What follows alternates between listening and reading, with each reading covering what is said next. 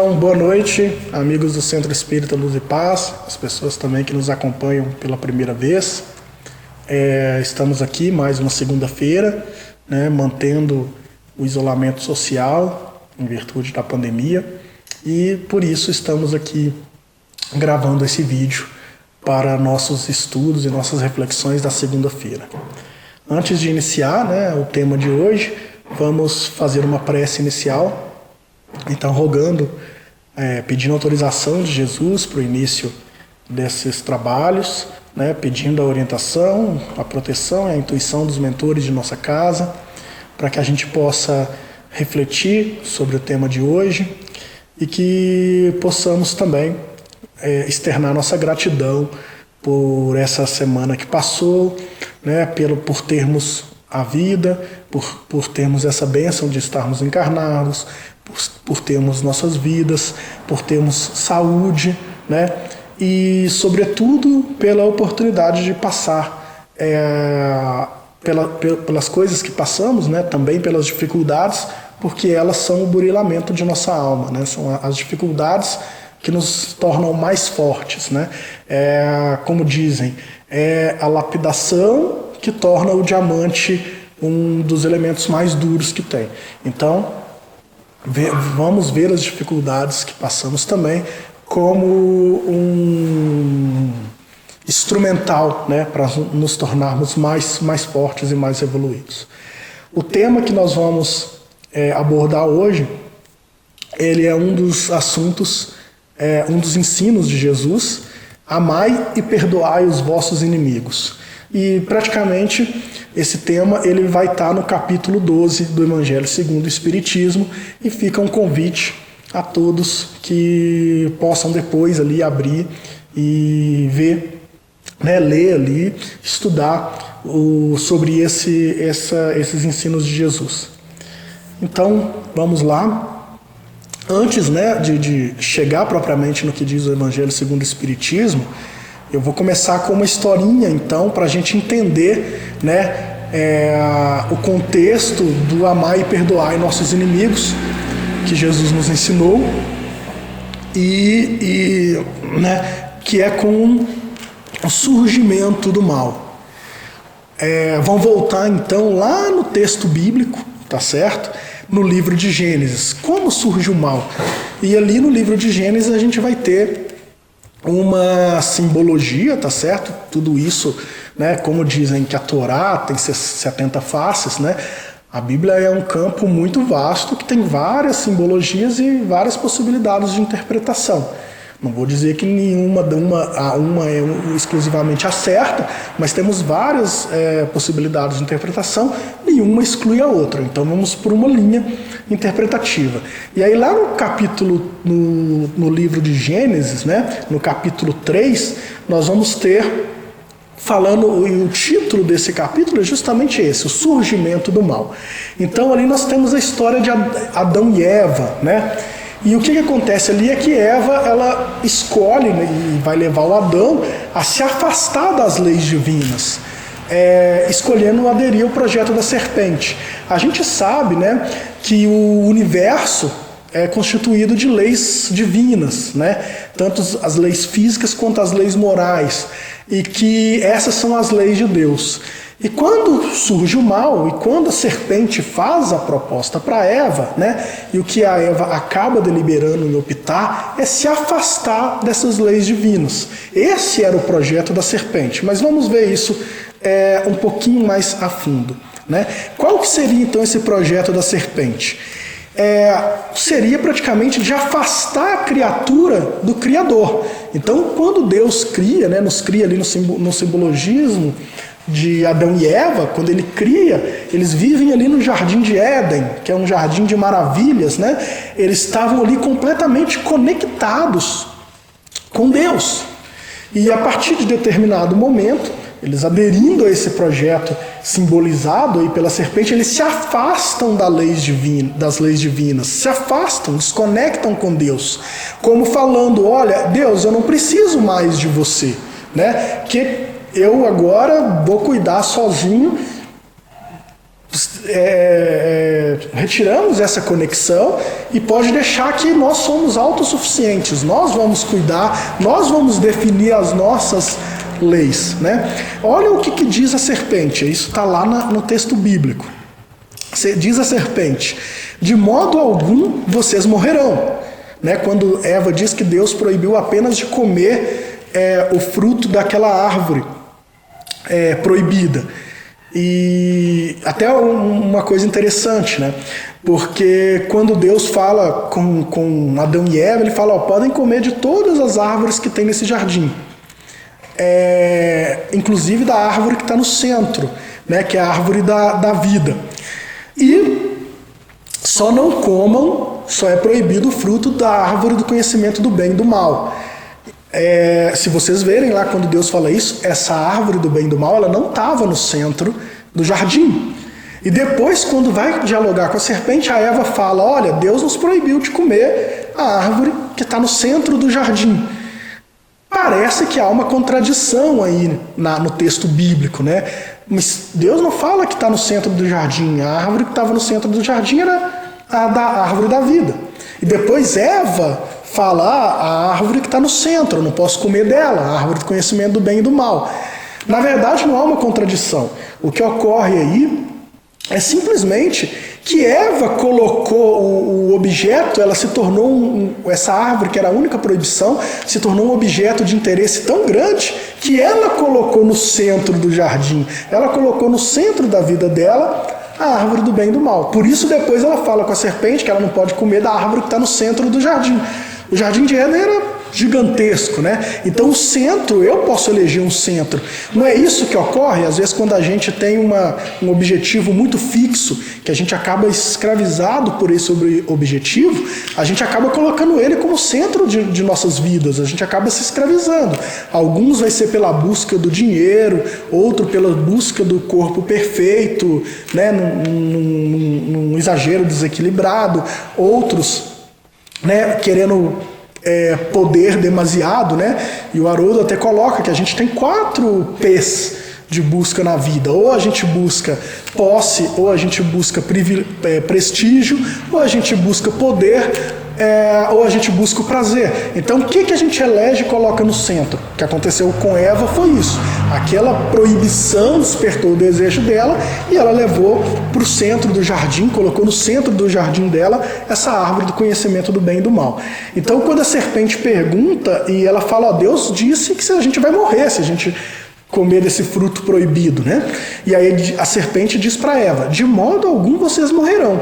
Mas Deus sabe que no dia em que vocês comerem o fruto, os olhos de vocês vão se abrir e vocês se tornarão como deuses, conhecedores do bem e do mal. Ao dizer que nos tornaríamos como deuses, o que eles estavam dizendo, o que elas estavam dizendo ali, é que não necessitaríamos mais de Deus, pois seríamos capazes de definir o que seria o bem e o mal. E eu estou falando a gente definir o que seria o bem e o mal, não a gente conhecer o bem e o mal. Isso Deus nos permitiu.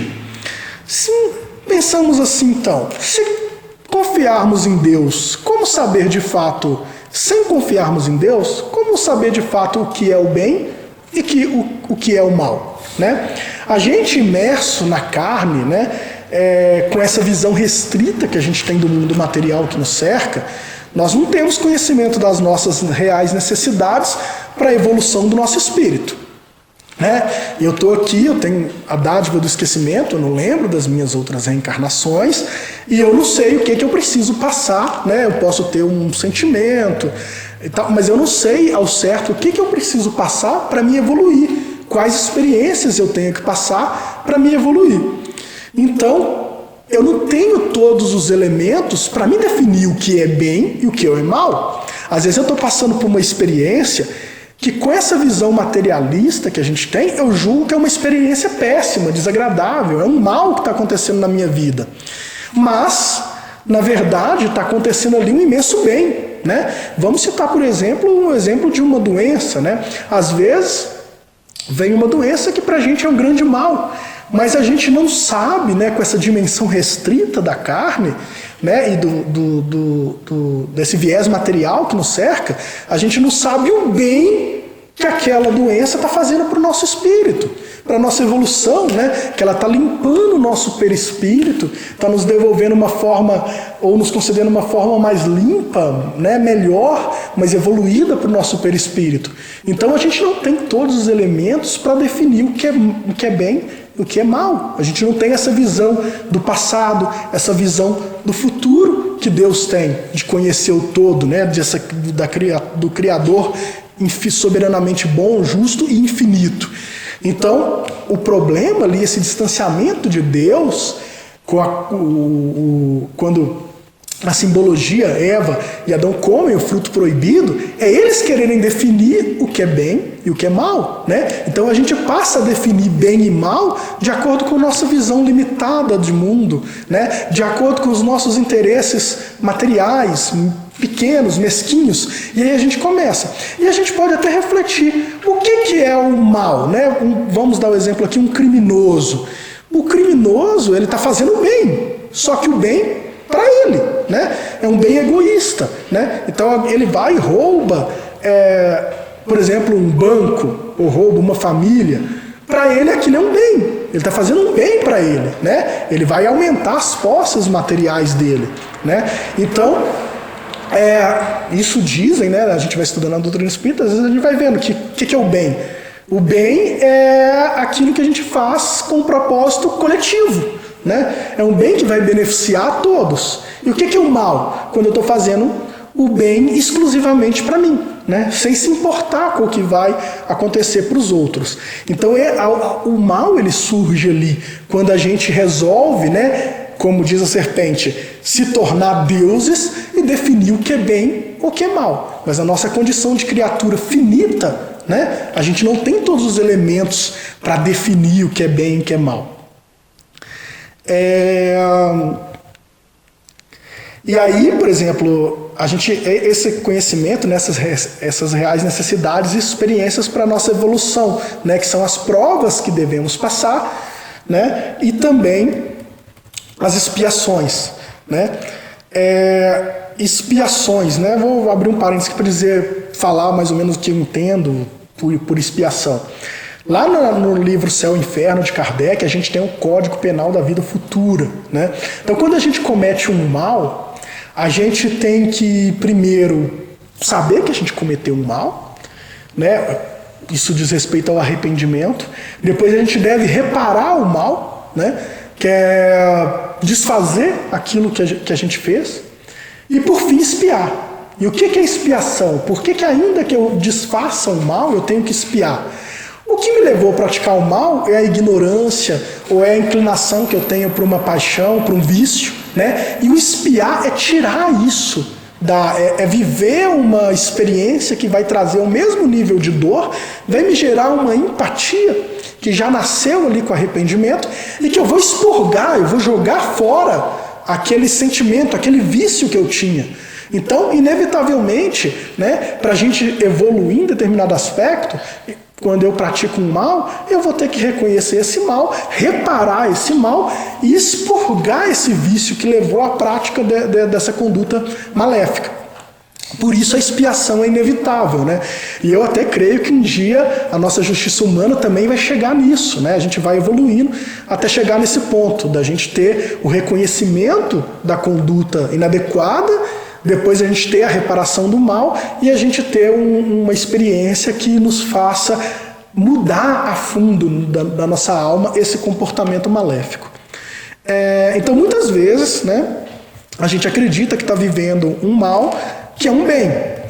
Na verdade é um bem para a gente. E às vezes a gente está adotando uma conduta que a gente acha que é muito boa para nós, mas na verdade está nos fazendo um mal tremendo, né? E às vezes a gente pensa assim, olha, você fala assim, nossa, né, a gente dentro do movimento espírita, a gente vai conversando e tal, e fala, nossa, fulano está sofrendo com aquela doença.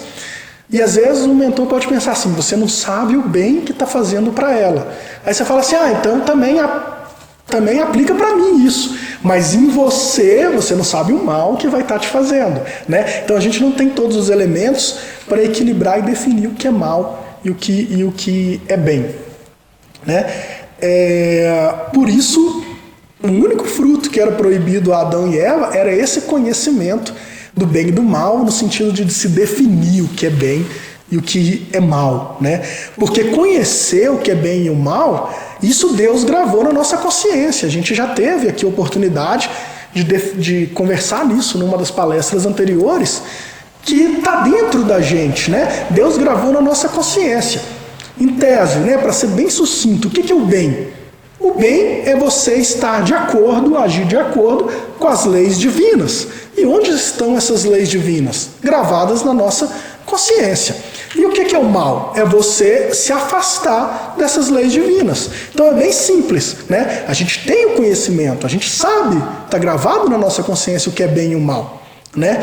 A grande questão, então, o grande, né, pecado, o afastamento de Deus para Adão e Eva se deu no momento que eles resolvem eles definirem o que é bom e o mal, sem ter todos os elementos para essa definição, né? Só Deus tem uma infinitude tremenda para conhecer de tudo e definir o que é bom e é mal. Prosseguindo, então, vamos... então, sendo criaturas infinitas, não nos cabe alterar as leis de Deus, né? E muitas vezes a gente não está tentando alterar isso, né? Alterar as leis de Deus, por isso a gente não se afasta, né?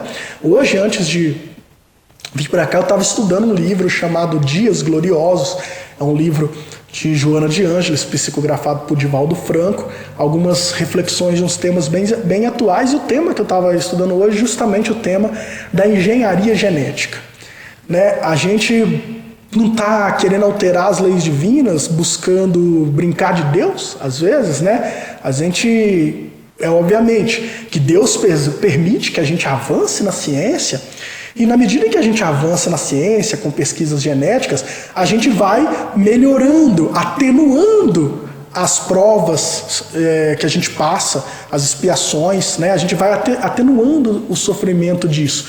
Isso é ótimo, Deus permite isso. Mas será que a gente não vai além? Quando a gente, por exemplo, muitas vezes, um gene que vem pré-programado para desenvolver uma doença, isso está na nossa programação espiritual, né? Às vezes a gente tem que passar por essa experiência para depurar nosso espírito.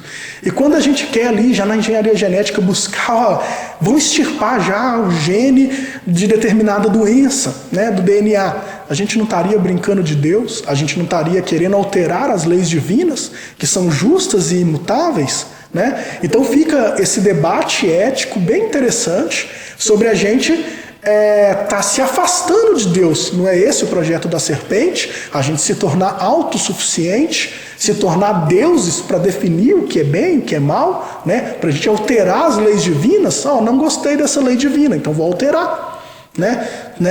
Vamos pegar lá, já que a gente está iniciando pelo Velho Testamento, a lei mosaica.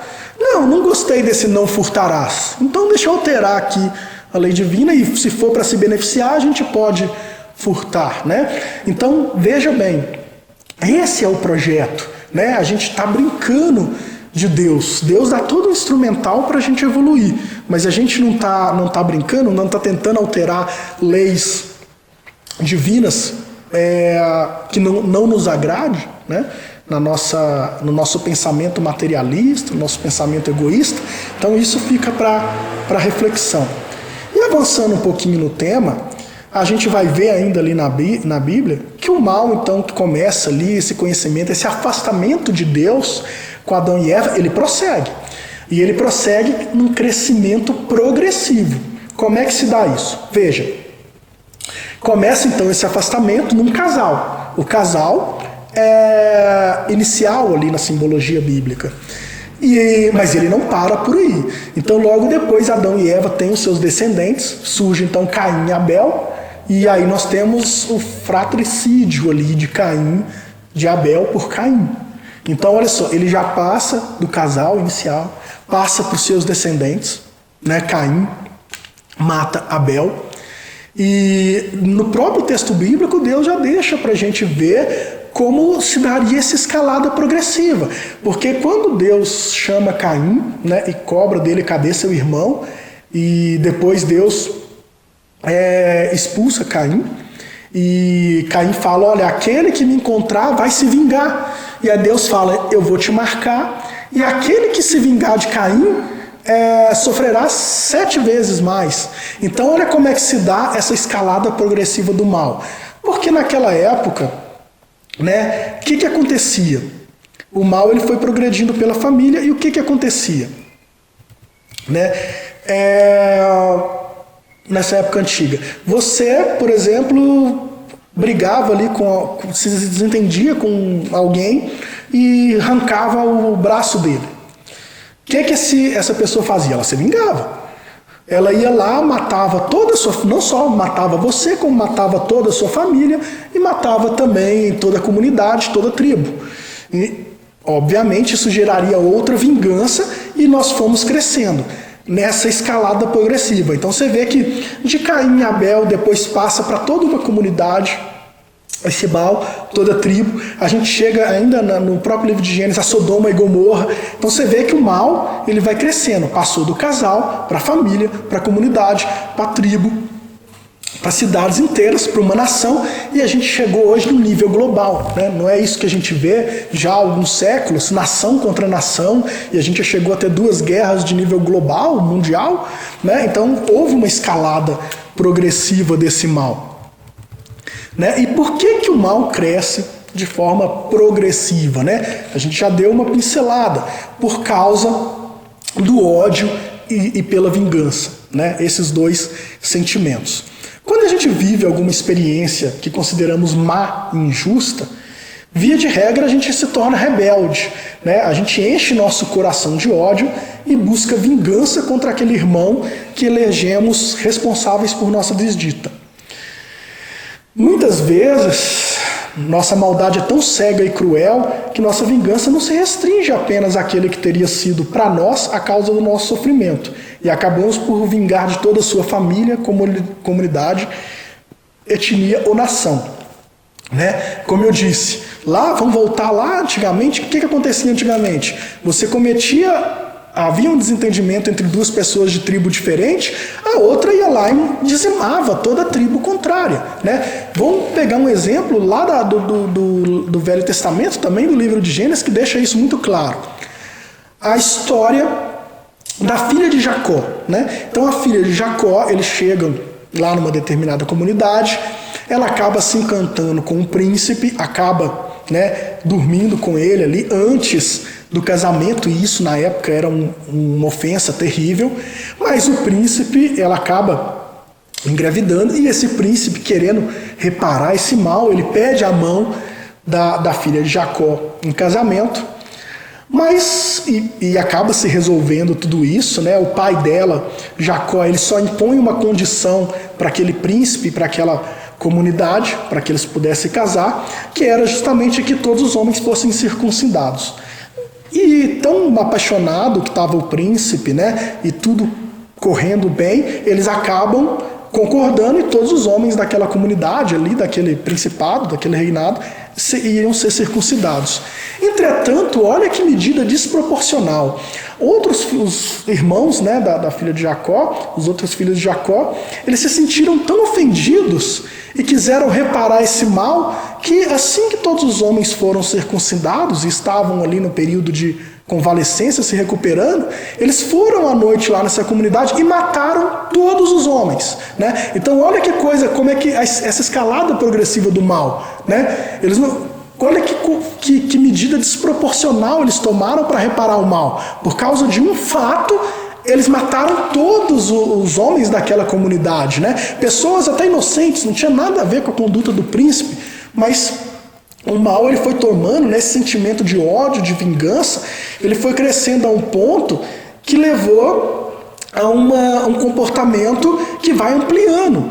Né? E a gente não pode esquecer que as pessoas que se tornam vítimas, se a gente deixa cair nesse sentimento de ódio, vingança, a própria vítima se torna agressor. Né? Ela adota o mesmo comportamento do seu algoz. Né? E estou dando exemplo de antigamente, mas isso ocorre hoje também. Né? Quantas vezes, né, vamos pegar um exemplo aqui, quantas vezes a gente não generaliza, né, E por causa de alguém que comete uma conduta, a gente não discrimina, não ofende toda uma comunidade, né? Quem aqui nunca viu o exemplo de alguém? Nós temos aí radicais religiosos, por exemplo, que praticam atentados terroristas. Quem de nós nunca foi preconceituoso com os irmãos muçulmanos, né? Taxando todos eles de terroristas, de maléficos. Quem nunca de nós foi preconceituoso? Às vezes a gente hoje não tem essa conduta odiosa de ir lá e matar, mas a gente não discrimina, né? A gente não torna, não generaliza e pratica exclusão, pratica o ódio, seja contra os muçulmanos, seja contra a classe mais pobre, aqueles que cometem crimes, né? Então, hoje a gente, talvez numa escala um pouco mais evoluída, né? A gente não mata, mas a gente mata moralmente, né? Praticando injúrias, praticando calúnias, né? Hoje está muito em voga, né? A gente, alguém que tem uma opinião diferente política da gente na internet, a gente vai lá e calunia, ofende moralmente essa pessoa, né? Então, comportamento odioso e de vingança vai gerando esse mal. E aí a gente ofende a pessoa ofende a gente de volta, a gente já eleva o nível, agride, ofende a mãe da pessoa, a pessoa ofende a nossa mãe também, a gente ofende a família, e assim vai, né? Essa escalada progressiva do mal vai crescendo. E aí a gente até para pensar que nessa época o olho por olho, dente por dente foi um avanço, né? Olha se não foi um avanço. Ela veio trazer a noção de proporcionalidade. Então, antes alguém arrancava meu braço, eu ia e matava a comunidade dele toda. O que trouxe o olho por olho, dente por dente? Proporção. Você matava, né? Eu arranquei seu braço, você arrancou meu braço, o que eu vou poder fazer é arrancar seu braço. Você arrancou meu dente, eu vou arrancar um dente seu. Você furou um olho meu, eu furo um olho seu, né? A gente inseriu no primitivismo, né? Naquela época tão selvagem que a gente vivia, trouxe uma primeira noção de proporção, né? A gente não vai pegar uma criança de jardim de infância e dar uma equação derivada para ela resolver. Então, da mesma forma, a humanidade, naquele estágio primitivo que estava, né, não tinha como eu trazer já o ensino de Cristo. Amai e perdoai os vossos inimigos, né? Então, obviamente que naquele período de Moisés, naquele estágio, foi um grande avanço o olho por olho, dente por dente, que trouxe essa noção de proporcionalidade. Só que o que acontece, né? O que a gente viu? Então a vítima de hoje, se a gente plantar ódio e vingança, vai se tornar o agressor de amanhã. E isso vai virar um ciclo cada vez maior. Porque a vítima se torna o agressor de amanhã, que vai... aquele agressor inicial vai se tornar a vítima, que vai vingar novamente, e a gente vira um ciclo, né? E o que a gente tem aí hoje? A gente tem um mundo de cegos e banguelas, né? A doutrina espírita, ela nos revela que somos espíritos imortais, né? Então a gente fica ali, antes da gente ter essa noção de que as pessoas somos espíritos imortais, a gente ali se vingava, alguém praticava um mal contra a gente se vingava, e depois ele se vingava da gente, até um dos dois morrer, até um matar o outro. Então, né, esse ciclo que foi se criando, quando alguém praticava um mal contra mim, eu praticava um mal contra ele para me vingar, ele se vingaria, se tornaria um ciclo. E até então a gente pensava que quando um dos dois morresse, esse ciclo se acabaria. E com o surgimento da doutrina dos espíritos, nos confirmando e trazendo a certeza de que somos espíritos imortais, a gente descobre então que a morte do corpo físico não encerra esse ciclo de ódio e vingança, né? Vamos ver o que nos diz Allan Kardec no capítulo 12 do Evangelho segundo o Espiritismo. Diz Kardec: sabe-se também que a morte apenas o livra da presença material do seu inimigo, e que este pode persegui-lo com seu ódio, mesmo após ter deixado a terra. Sabe que qualquer vingança que faça não atingirá o seu objetivo. Ao contrário, ela terá por efeito produzir uma irritação ainda maior, capaz de passar de uma existência a outra. Então vem a doutrina dos espíritos e nos revela o seguinte: olha, não pense que quando seu inimigo morrer, acabou esse ciclo, né? A morte então pode trazer ainda um desejo de vingança ainda maior. E essa vingança, esse desejo de vingança vai continuar depois que ele desencarna, né? É o que a gente tem visto, a chamada obsessão, né? A obsessão nada mais é do que nossas vítimas de outrora que querem nos vingar de hoje, de nós.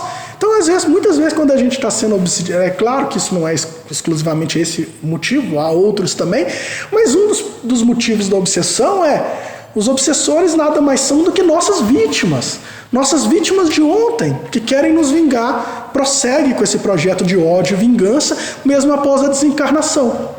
Então veja que mesmo com a morte do corpo físico, esse ciclo de ódio e vingança não tem fim, né? E aí a gente fica em sucessivas desencarnações somente alternando posição.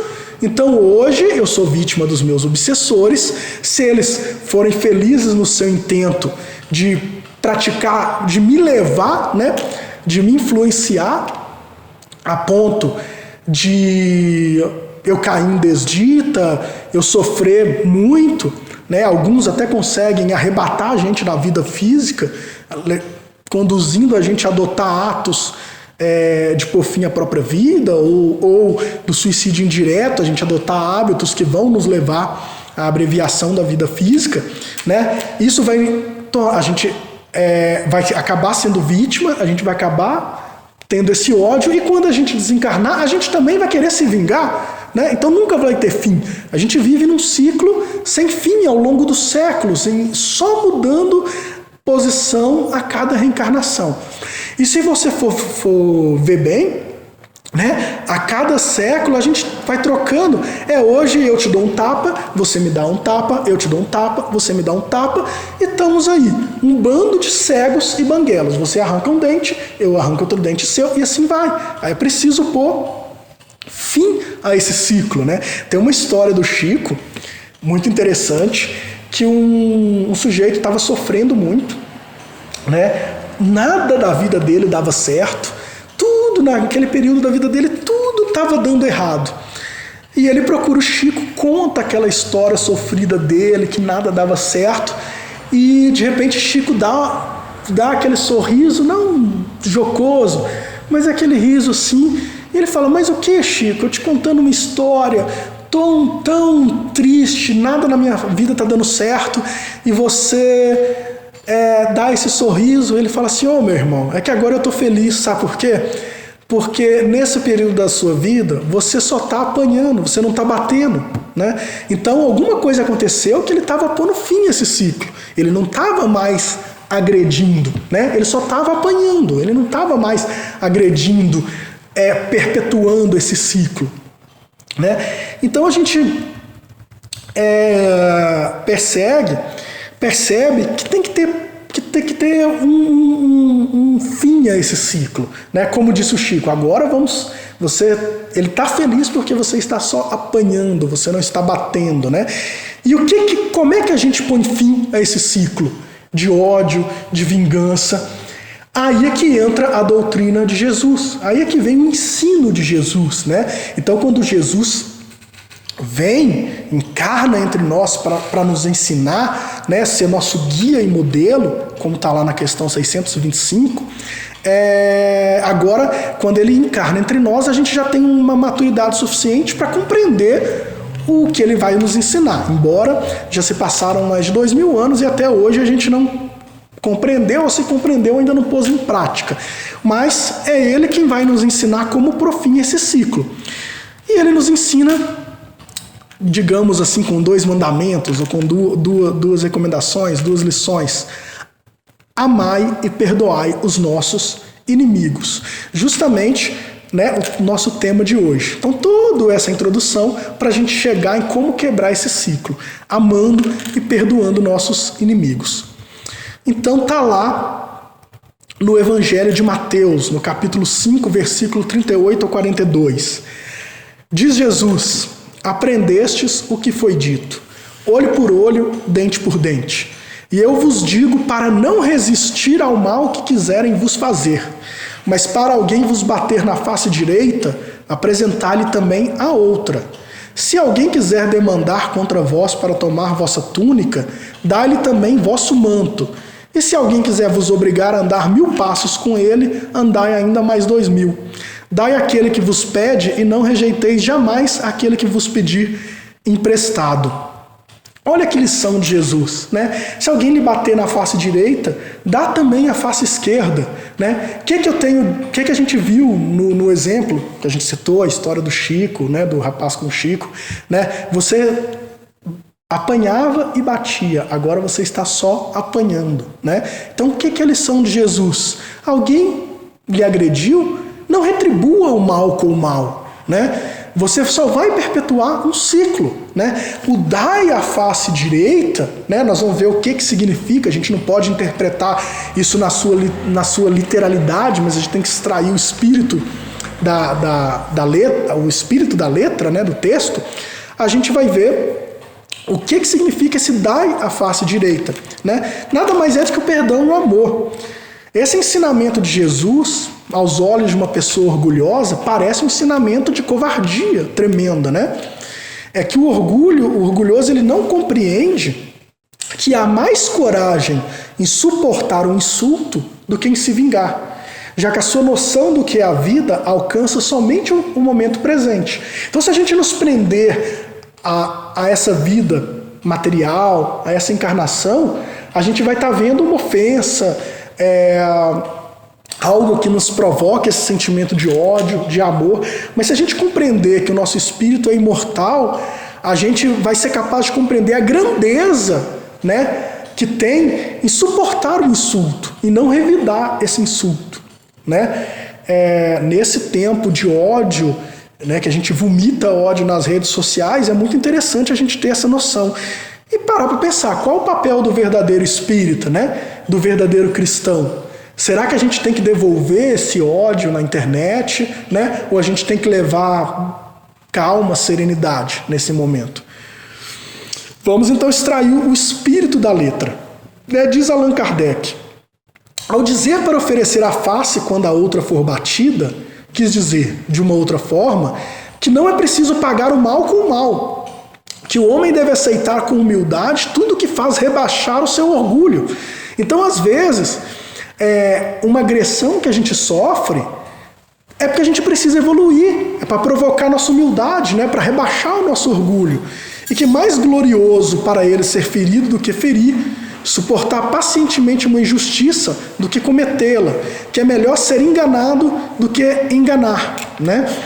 Então, o importante do perdão é não retribuir o mal com o mal, mas sim com amor e caridade. Eu não só quebro esse ciclo, como muitas vezes, né, o amor ele tem um poder tão grande que muitas vezes eu vou mudar esse sentimento de ódio que tem no meu inimigo, né? Vou dar um exemplo, quem já assistiu o filme do Divaldo Franco e quem ainda não teve oportunidade de assistir, dica, vai um spoilerzinho aqui. Então nós vemos lá no filme do Divaldo Franco que ele tem um obsessor e que esse obsessor vai prosseguindo ele não dá chance, e no momento que acontece uma coisa lá no filme, que o Divaldo retribui esse mal que o obsessor fazia a ele, tentava fazer a ele, né? Porque se o Divaldo não dava brecha, ele não conseguia, mas o obsessor estava sempre ali, procurando uma brecha para agir com o Divaldo. E no momento em que o Divaldo, acontece uma coisa lá no filme, que eu vou evitar de dar spoiler aqui, mas no momento em que o Divaldo Franco pratica um ato de extremo amor para o obsessor muda. E aquele ato de amor e de caridade do Divaldo contamina o agressor, que ele muda esse sentimento de ódio do obsessor, né? Então ele traz para iniciar, para deixar aquele obsessor predisposto a iniciar essa reforma íntima, a essa mudança. E ele quebra esse ciclo. né, que vinha ali entre o espírito do Divaldo e do obsessor. Então isso é um exemplo de que o amor, né, o perdão, o amor, você retribuir o mal com o bem, com a caridade, como é que isso vai fazer, além de quebrar o ciclo, vai fazer bem para você e bem para o seu obsessor também, para o seu agressor também. E aí não deixa de ser uma caridade, né? E a gente sabe que a caridade cobre uma multidão de pecados, né? E a gente tem também que ter em conta que essa proposta de Jesus, ela não é uma proposta ingênua, né? Reflete Allan Kardec que, ao dizer que devemos amar nossos inimigos, então também não vamos aqui fazer uma interpretação ingênua, né? Não vamos falar assim, ó, vai lá, abraça, convive, chama o seu inimigo para ir no churrasco na sua casa. Não vamos ser ingênuos a esse ponto, tá? E aí o próprio Allan Kardec vai dizer aqui a maneira pelo qual nós devemos amar nossos inimigos sem essa ingenuidade. Então eu prefiro dizer o que Allan Kardec fala sobre isso. Então diz Allan Kardec, Jesus não quis dizer com estas palavras que devemos ter pelo inimigo a ternura que temos por um irmão ou um amigo. A ternura dá a entender confiança, e não podemos confiar naquele que sabemos que nos quer mal. Não podemos ter para com ele as mesmas demonstrações de amizade, pois sabemos que ele é capaz de abusar disso. Amar aos inimigos, segundo este ensinamento de Jesus, é não ter contra eles ódio, nem rancor, nem desejo de vingança. É perdoar-lhes, sem pensamento oculto e sem impor condições, né? Você já viu, às vezes, quando criança, ou às vezes a gente vê isso lá no fórum mesmo, né? na minha profissão, as pessoas às vezes vão lá, resolvem um pedido de desculpas, mas aí consegue assim, eu perdoo ele, desde que ele faça isso, desde que ele faça aquilo. Isso não é perdão, né? O perdão, ele é incondicional, sem impor condições, né? Então, como diz, prosseguindo aí com Allan Kardec, é não colocar nenhum obstáculo à reconciliação. É desejar-lhes o bem no lugar do mal. É alegrar-se pelo bem que lhes aconteça ao invés de se entristecer. É socorrê-los em caso de necessidade. É não fazer nada que possa prejudicá-los em palavras ou em atos. É, enfim, pagar-lhes todo o mal com o bem, sem intenção de os humilhar. Quem fizer isso estará seguindo o mandamento: amai os vossos inimigos. Então nós não precisamos conviver, né, ter uma convivência íntima, próxima, daqueles que são nossos inimigos, que nos fazem mal. Nós precisamos apenas amá-los no sentido de não desejar o mal, não guardar rancor, né, não espalhar aí boatos, palavras que ferem, que denigrem a imagem, né? Se eu não tenho uma pessoa que me quer mal, que me fez o mal, se eu não tenho um elogio para fazer a ela, que eu permaneça em silêncio, né? Não há por que eu ficar por aí denegrindo a imagem dela. E na medida em que a gente vai desenvolvendo esse ato de amor, de caridade, a gente vai chegar a um ponto de se evoluir a ponto de que, se essa pessoa nos prejudicar e estiver necessitada, a gente ser capaz de ajudar ela, né? Então, isso é o perdão, isso é amar os inimigos, né? É a gente não desejar o mal, não retribuir com vingança. A vingança não leva a nada, né? E Cristo, ele não só nos ensinou isso com a palavra, como ele viveu o perdão, né? Nós já estamos chegando ao fim, vamos ver a lição do Cristo, ele nos disse isso, mas ele viveu isso, né? Vamos lembrar lá daquela tarde no Gólgota, que o Cristo, depois de ser humilhado pelos homens, né, de ser injuriado, caluniado, de ser açoitado fisicamente, né, de ter uma coroa de espinhos ali na sua fronte, depois de várias chibatadas, de ser pregado à cruz, quase em seu momento final, a crueldade do homem não tem limite, né? Ainda vem lá o soldado Longinos, ainda espeta ali a lança, né, no peito de Jesus, quando ele estava ali em seus momentos finais.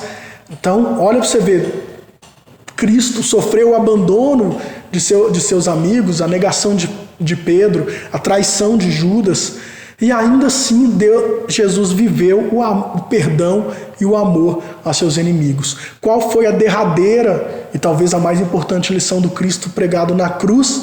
após ter sofrido todas essas humilhações e todas essas agressões que a nossa mente humana é capaz de criar. Simplesmente ele disse: Pai, perdoa-lhes, porque eles não sabem o que fazem. Né? E aí, não só ele viveu o perdão, né? Ele nos ensinou ali a lição do perdão, mas também o amai vossos inimigos.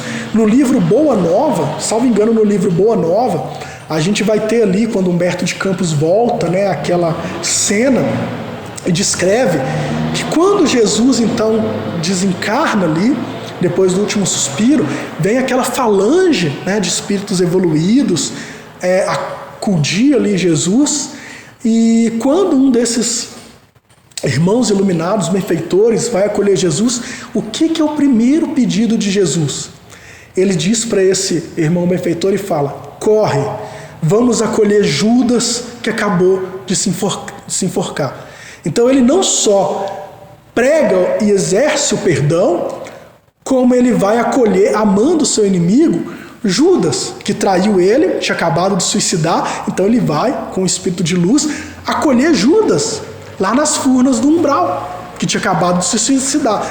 Então Jesus, ele só não nos ensina com palavras, ele deixou o exemplo dele de que devemos perdoar e amar nossos inimigos, né? Buscar isso. E a gente fala tanto em Judas, né? Também no livro Boa Nova, a gente tem um diálogo no Humberto de Campos com Judas, e a gente fala Judas traidor, mas o Judas, ele foi evoluindo, ele se conscientizou do mal que ele fez, tanto que ele suicidou. Depois ele reparou o mal ao longo de várias reencarnações, espiou esse mal, e Judas hoje é um espírito evoluído. A gente vê isso, né, nessa obra, né? Então, como a gente pode mudar, como a gente pode ter consciência do mal que praticamos, a gente pode reparar esse mal e espiar, vivendo a lição de Cristo, né, que é perdoar e amar os nossos inimigos. Então, terminando essa exposição de hoje, eu peço desculpas pelo alongamento, mas é que o tema pede essa introdução. Concito, né, aos nossos irmãos a refletir sobre a nossa conduta, sobre o que é ser verdadeiramente cristão nesses tempos difíceis que passamos, né, quando no momento em que a gente tem que exercer a fraternidade, a gente tem destinado tanto ódio, né? E basta uma simples leitura aí nas redes sociais, quando acontece um crime, basta ler os comentários, né? Qual a nossa atitude? A nossa atitude vai ser uma atitude cristã, de perdoar, de amar, de socorrer aqueles que estão endurecidos, praticando mal, se afastando de Deus por ignorância ainda, ou nós vamos incorrer no mesmo mal, né? Ofendendo, entrando num círculo de ódio, de vingança, né? E muitas vezes fazendo isso, levantando a bandeira de Deus, né? Porque infelizmente a gente já viu muito cristão que se diz: eu sou um homem de bem e estou seguindo a Deus, vamos matar os nossos inimigos para a gente viver em paz, né? Fica para a nossa reflexão. Será que a gente está seguindo nosso modelo e exemplo, Cristo? Então vamos refletir sobre esse importante, derradeiro e, para mim, um dos mais importantes lições do Cristo, que é do perdão e de amar nossos inimigos. Vamos terminar, então, hoje fazendo nossa prece, nossa irradiação, né? Nesse momento, então, queremos agradecer essa oportunidade de estudo, essa oportunidade de reflexão, irradiando nossas boas energias a todos aqueles irmãos que se encontram acometidos dessa doença, né, que parou o mundo. Não só dessa doença, mas todos aqueles que se encontram acometidos pelas mais diversas enfermidades da alma.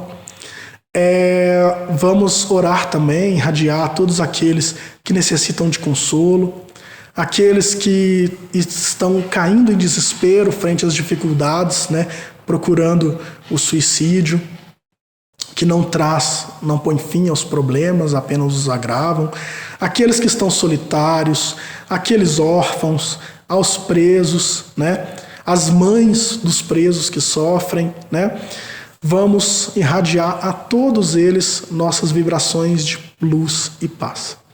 Vamos pedir aos nossos mentores que fluidifiquem a água, né? Aqui no centro temos nossas águas e as águas que vocês têm na casa de vocês, que abençoem a cada um de vocês, colocando os fluidos necessários, e que possamos ter resignação nesse momento de transformação e confiando em Jesus, que Ele está no leme. Agradecemos aos mentores dessa casa e a Jesus, que sempre está conosco quando elevamos o pensamento a Deus. E também quando nos afastamos dele, porque Deus nunca nos abandona. Então, uma boa semana a todos. Até a próxima segunda-feira. Que Deus esteja convosco.